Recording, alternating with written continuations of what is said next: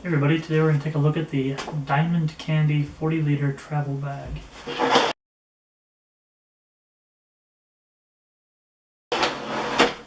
It is a small to medium-sized backpack, hiking bag, and it looks to be fairly well built. I think it would also work well as a kid's backpack for school.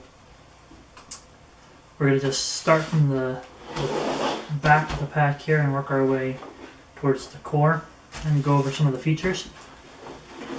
First off, I can tell it seems to be fairly well made and fairly lightweight. They do have a lot of thought to making this a very versatile bag. There are, as you can see, lots of tie-out places and compression, as well as molly webbing on both sides, and compression straps on the bottom to stow similar to some of your larger style bags. You could probably stow something fairly thin here, but I think that's mostly for compression. It does have, again, like I said, a lot of compression. We can try to fluff this up a bit. You can see just how big this bag actually is. Unbuckling some of these straps, I can easily tell that the straps themselves and the buckles are very well made, very high quality. And once we kind of open this up, you can see that there's a good amount of storage in there. It's actually a fairly large bag for its class. We'll go ahead and start here and work our way in. The zippers feel really good. Inside this top pouch, it's actually a felt-lined pouch, so any of your gear that you might be worried about getting scratched up or needing a little bit of extra padding, they have accommodated for that. In at least this pouch, which is really quite nice. Going into the main pouch, and hopefully I don't miss any, there are zippers and buckles all over this thing, so I'm sure there's going to be some compartments that I've missed. But the main pouch opens up fairly well. This isn't even the main pouch, I guess. This is the second layer of pouch. Opens up quite well, gives you access to the entire length of the bag. It's probably about the size of a water bladder, though I do not see a place for a bladder to exit the bag. It also has a fairly decent inside lining. I think it would definitely keep things fairly safe inside of that. And now for the main pouch, or the main area of the bag. Also, I noticed while unzipping this, sorry I'm kind of all over the place with this, the rubber pulls on their zippers are quite nice. But opening up the main pouch of the bag exposes quite a few different things. We do have a small pouch sewn into the top that does have some information on there as far as the bag itself. It looks like the model number, things like that. But it does have this little flap here, this pouch, up here on top.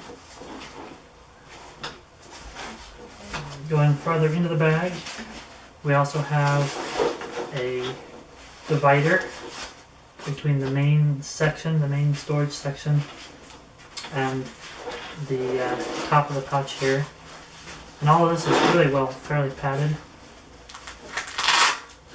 Pulling open the Velcro does also expose another sub-compartment inside here, which would give you even more volume.